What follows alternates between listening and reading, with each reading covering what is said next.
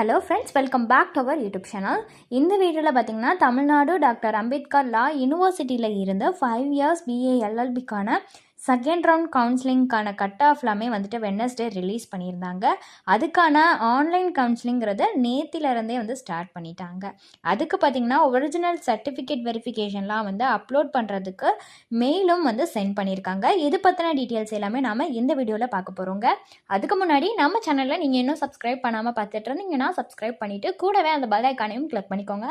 அப்போ தான் நாங்கள் போகிற ஃபர்தரான இன்ஃபர்மேஷன் எல்லாமே உங்களுக்கு உடனுக்குடன் நோட்டிஃபிகேஷனில் வரும். வாங்க வீடியோக்குள்ளே போகலாம்.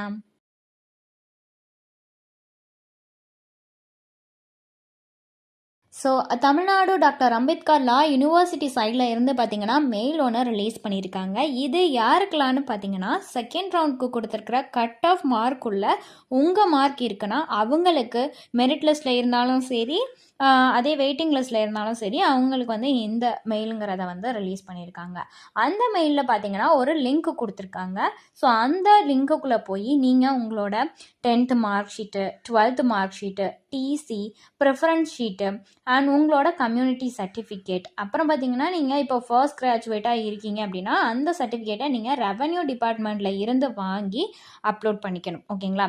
அதே மாதிரி ஸ்பெஷல் கேட்டகரியில் இருந்தீங்கன்னா அதையும் நீங்கள் அப்லோட் பண்ணணும். இது எல்லாத்தையும் நீங்கள் ரெடி பண்ணி அந்த மெயில் ஐடியில் கொடுத்துருக்குற லிங்க்குள்ளே போயிட்டு அப்லோட் பண்ணுற மாதிரி இருக்கும்.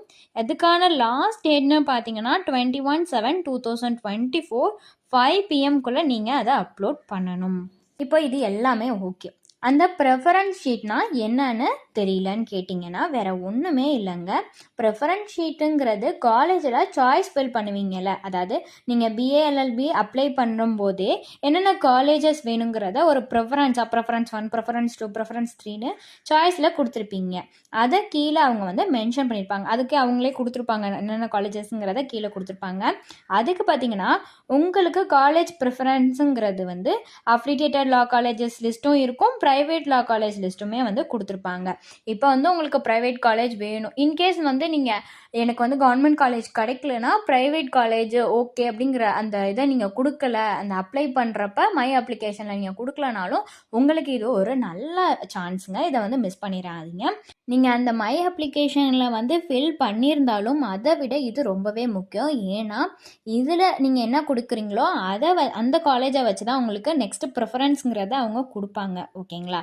ஸோ உங்களுக்கு ப்ரைவேட் காலேஜ் வேணும்னா அதை நீங்கள் எழுதி ஃபோட்டோ எடுத்து அப்லோட் பண்ணிக்கலாம். மாறு உங்களுக்கு கவர்மெண்ட் காலேஜ் வேணும்னாலும் அதை நீங்கள் எழுதி அந்த காலேஜ் என்னென்ன காலேஜ் வேணுமோ அதை ஃபோட்டோ எடுத்து அந்த இடத்துல அப்லோட் பண்ணணும். அந்த ப்ரிஃபரன்ஸுங்கிற எதை கொடுத்துருப்பாங்க அந்த இடத்துல நீங்கள் அப்லோட் பண்ணணும். ஸோ ப்ரிஃபரன்ஸ் ஷீட் பொறுத்தவரை நீங்கள் எழுதியும் சென்ட் பண்ணலாம், ஆர் டைப் பண்ணியும் அதை பிரிண்ட் அவுட் எடுத்து ஃபோட்டோ எடுத்து அப்லோட் பண்ணிக்கலாம். ஓகேங்களா? இப்போ உங்களுக்கு ஒரு லிஸ்ட் கொடுத்துருப்பாங்க, லிஸ்ட் ஆஃப் காலேஜஸ் கொடுத்துருப்பாங்க. அந்த காலேஜஸ் எல்லாமே நீங்கள் எழுதியிருந்துருக்கணும் வரிசையாக. ஸோ ஃபஸ்ட்டு உங்களுக்கு என்ன வேணும், செகண்டாக என்ன காலேஜ் வேணும், தேர்டாக என்ன காலேஜ் வேணும்னு அடுத்தடுத்து அந்த லிஸ்ட்டில் உள்ள எல்லா காலேஜஸுமே நீங்கள் ஃபில் பண்ணி நீங்கள் எழுதியும் சென்ட் பண்ணலாம், ஆர்எல்ஸ் நீங்கள் டைப் பண்ணியும் சென்ட் பண்ணலாம். இதுதாங்க ப்ரிஃபரன்ஸ் ஷீட்டுங்கிறது. இதை எல்லாத்தையுமே அப்லோட் பண்ணிட்டீங்கன்னா உங்களுக்கான ஃபுல் இதுவுமே கம்ப்ளீட் ஆகிடும். ஸோ எப்படி அந்த டாக்குமெண்ட் அப்லோட் பண்ணுறதுங்கிறத பற்றி பார்க்கலாங்க. ஆல்ரெடி பார்த்தீங்கன்னா அந்த மெயில் ஐடிக்கு உங்களுக்கு ஒரு லிங்க் கொடுத்துருப்பாங்கல்ல, அந்த லிங்க்குள்ளே போனீங்கன்னா இப்படி ஒரு ரெஜிஸ்டர் பேஜ் கேட்கும். So register number and password கேட்கும். அது பார்த்தீங்கன்னா உங்களோட மெசேஜ் நார்மல் மெசேஜுக்கும் வந்திருக்கும், மெயில் ஐடிக்கும் வந்திருக்கும். அதை கொடுத்து நீங்கள் உள்ளார போனீங்கன்னா உங்களுக்கு இப்படி ஒரு அப்லோட் கேட்கும். ஸோ அதில் பார்த்தீங்கன்னா first upload SSLC R 10th mark sheet statement கேட்குமா. அதை பார்த்தீங்கன்னா நீங்கள் ஜேபிஜி ஃபார்மேட்டில், அதாவது ஒரு ஃபோட்டோ மாதிரி, அதை 100 KBலேருந்து 250 KB வரைக்குள்ளே நீங்கள் சென்ட் பண்ணலாம் கன்வெர்ட் பண்ணி. ஓகேங்களா? அடுத்து பார்த்தீங்கன்னா அப்லோட் ஹெச்எஸ்சி, அதாவது ஹையர் செகண்டரி இருக்கலாம், அது 12th மார்க் ஷீட் அல்லது அதுக்கு ஈக்குவலண்டான மார்க் ஷீட்னு பார்த்தீங்கன்னா டிப்ளமோ படிச்சிருந்தீங்கன்னா, இன்கேஸ் நீங்கள் டிப்ளமோ படித்தவங்களா இருந்தீங்கன்னா அந்த மார்க் ஷீட்டை நீங்கள் அப்லோட் பண்ணலாம். அதையும் பார்த்தீங்கன்னா ஜேபிஜி ஃபார்மேட்டில் 100 KB to 500 KBக்குள்ளே கன்வெர்ட் பண்ணி நீங்கள் அப்லோட் பண்ணிடணும். ஓகேங்களா? அடுத்து பார்த்தீங்கன்னா டிசியை பார்த்தீங்கன்னா பிடிஎஃப் ஃபார்மேட்டில் நீங்கள் அப்லோட் பண்ணணும். ஸோ உங்களுக்கு டிசி 2 பேஜ் இருக்குன்னா ஷுவராக நீங்கள் 2 பேஜையுமே ஃபோட்டோ எடுத்து பிடிஎஃபாக கன்வெர்ட் பண்ணி 100 KBலேருந்து 1 MBக்குள்ளே நீங்கள் அதில் அப்லோட் பண்ணணும். ஸோ நெக்ஸ்ட்டு பார்த்தீங்கன்னா கம்யூனிட்டி சர்டிஃபிகேட்டுங்கிறது எல்லாத்துட்டையுமே இருக்கும். ஸோ அதையும் பார்த்தீங்கன்னா ஜேபிஜி ஃபார்மேட்டில் 100 கேபிலேருந்து 250 கேபிக்குள்ளே கன்வெர்ட் பண்ணி அந்த இதை வந்து நீங்கள் அப்லோட் கம்யூனிட்டி சர்டிஃபிகேட்டுங்கிற இடத்துல அப்லோட் பண்ணணும். அடுத்து பார்த்தீங்கன்னா upload preference list. So preference லிஸ்ட்டுங்கிறத நீங்கள் பண்ணியிருப்பீங்கல்ல, ஒரு வேர்டாவோ அல்லது ரிட்டர்ன்லேயோ நீங்கள் ஏதோ ஒன்று உங்களோட கம்ஃபர்ட்க்கு ஏற்ற மாதிரி பண்ணி அதை ஃபோட்டோ எடுத்து அதையும் பார்த்தீங்கன்னா ஜேபிஜி ஃபார்மேட்டில் 100 கேபிலேருந்து 250 கேபிக்குள்ளே கன்வெர்ட் பண்ணி நீங்கள் அதில் அப்லோட் பண்ணணும்.